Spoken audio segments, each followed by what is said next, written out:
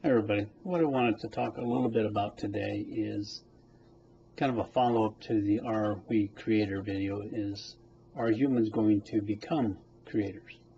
And the reason I'm bringing this up is that I've been getting some more information, and I also wanted to talk a little bit in here about how information we get can change, and yet at the same time it doesn't make the information that we had before incorrect, and it doesn't negligate it.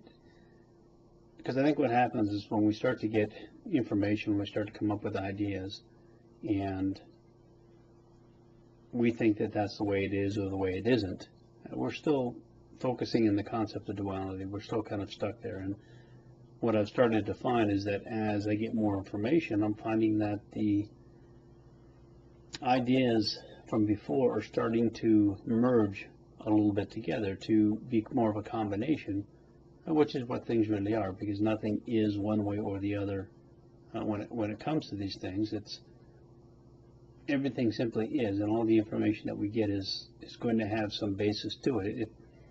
You can kind of use the concept of a child when they first start learning their letters and their numbers.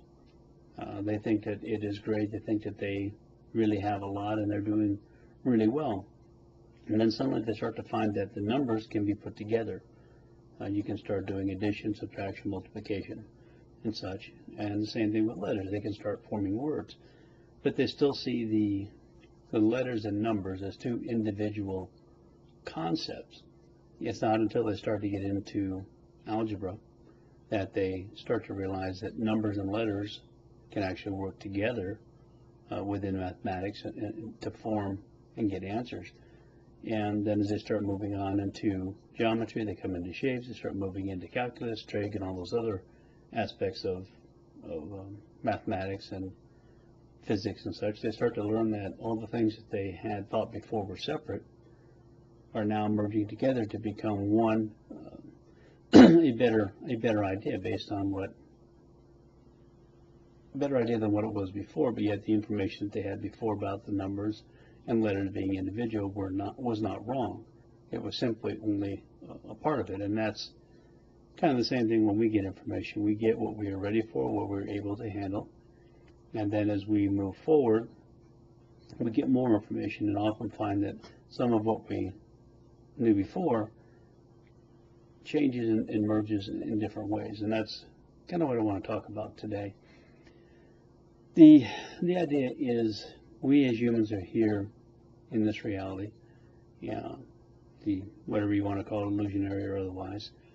And the idea is that I still accept that we are here to experience this reality, not to create it as we go along, just because of the experiences I've had during my time. And I'm not saying that that will change.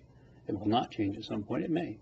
But at this point, I still accept that we are here to experience the reality that is been created around us. We are experiencing what we've already decided the higher aspect of ourselves, so to speak, the non-physical portion of us has decided to allow us to experience with feelings and emotions.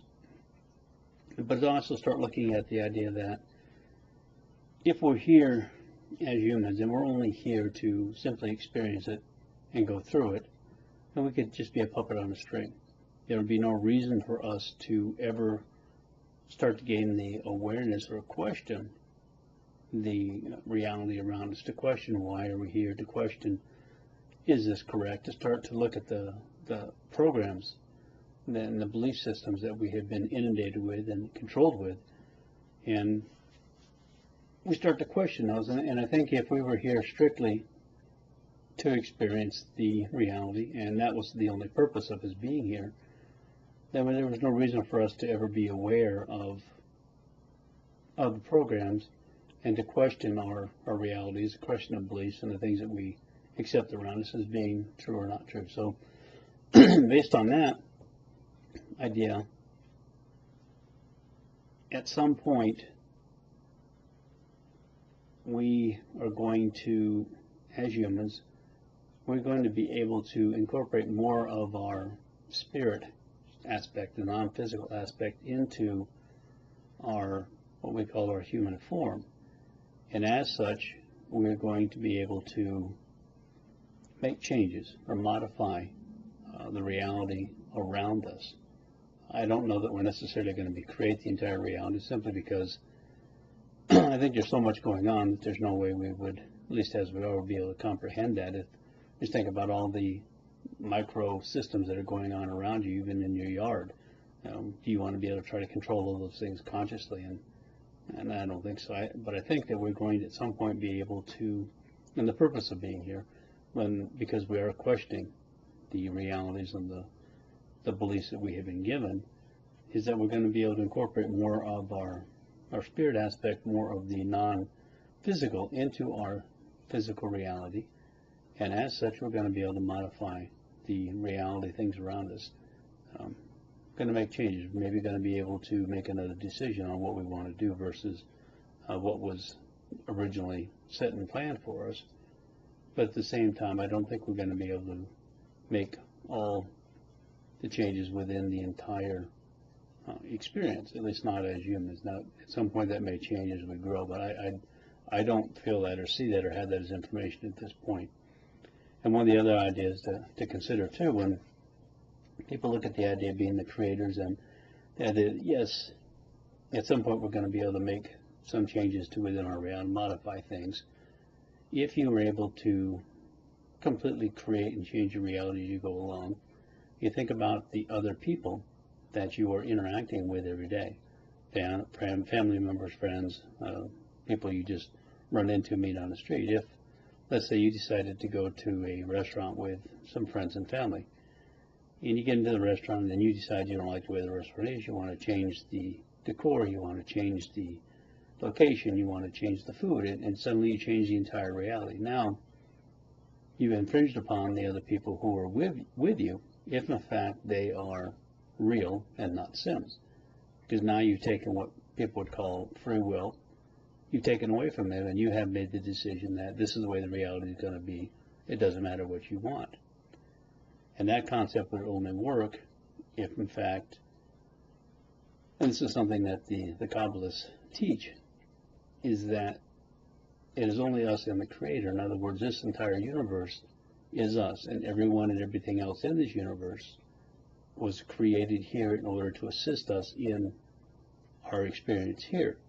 And that would play out that if we were to decide to create and change the entire reality around us, that everyone and everything around us would also have to instantly change as the reality around us changed, which meant that they were not real. They would have to be able to change with it, and then they would have no memory or knowledge of the change.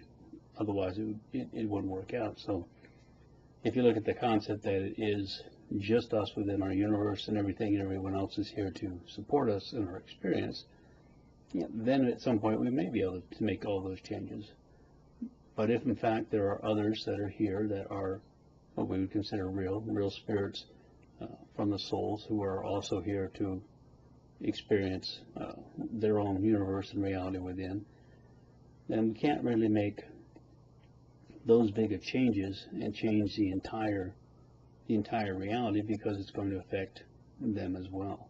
Now remember, I've also talked before about the idea of Sims, and Sims are computer generated people, images, and things that are here to assist us in our journey, but they are not conscious, sanctioned beings, soul beings, as other people are. I do accept that there are others here who are soul beings, and that they have their own universes and reality, but we're also doing, as the concept would be, the co-creating within those together. So I do think that at some point, and this is what I've been feeling, that our purpose in being here is to incorporate more of our spiritual aspect into our physical aspect in order to be able to make changes and modifications within our reality, maybe make decisions that we couldn't have made before, maybe even change something. Let's say you're working on a project, say you're building something woodworking, and it's not coming out quite the way you want it to. You would be able to, at that point, change the project, change the stuff that you've been doing to make it be as you want it to be. You would have the option. You could do it by hand, or you could do it through making changes within that reality. So I do think we're going to get to that point and that level, which doesn't negate what I said earlier, as I mentioned about us not being creators at this point and at this level. And remember, that's what I'm speaking about, is us at this point in this level. I'm not telling you what the projected so-called future would hold for us. But at this point, we are not. But I think that because we have the ability to question and the awareness to question the realities, the beliefs that we have, and the programs, and we're not just here to accept everything, that we are going to be able to make changes and modifications within our reality. And just one thing too to bring up, part of I've been getting that is because we've had some experiences recently that are showing us differences. A good example is up here where we live, we have a lot of wildlife that comes through: quail, turkey, deer, coyotes, and other things. And usually in the springtime, we have a couple of families of quail that'll come through and eat the birdseed that I put out for the birds. And they've already had their babies, and their babies are full grown, and we see them coming through. Just a couple of days ago, we're looking outside, and we saw a family of quail, male and female, come through. I think it was 12 babies, but the babies were probably the size of golf balls. They were basically newly hatched. The quail are able to move around on their own basically right after birth, and within a very short time they can get out and run around, and within a month they're able to be on their own. And what we realize is, by looking at that, is, well, what's going on with the quail having babies this late in the year? So I looked it up and found out that quail have their laying season in April, May, or June, which would mean that the babies that we saw were almost a month and a half past when the quail are normally doing their egg laying and having their babies. And so I had to question, well, why would we see that? And what I realized was that we were being shown that the concept of time, meaning that one season has to follow to another season, and as I said, they say quail have their babies in April, May, and June, and these babies may have been, but remember that time period is also coinciding with this time period. They're both simultaneous. And by being able to see, and we haven't seen them since, being able to see these essentially newborn quail a month and a half to 2 months after they should have already been born is showing us that time, in fact, does not exist based on the concept that we have, that we can change and move and modify time. And the only reason we would be shown something like that is because we're going to be able to make some of those changes, I think, ourselves as we go along and we advance. It may not be today or tomorrow, but I definitely see that coming, and to me that was just a sign. We've also seen other shifting to where we have seen plants. There was a house on the way to town that has it's a small rural farm, ranch, and they have sheep, and they take care of their front yard. They got a lot of trees and bushes and grass and such.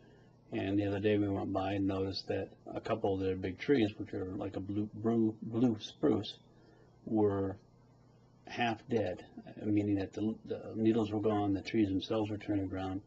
And this is something we had not seen a few days before when we went by. So these trees looked like they had been dying for quite a while. It's not something that happens overnight. Again, it's shifting to a different point in reality. Could we be seeing what it may look like at some point in the future, merging into the now? So it goes back to that concept of time and changing.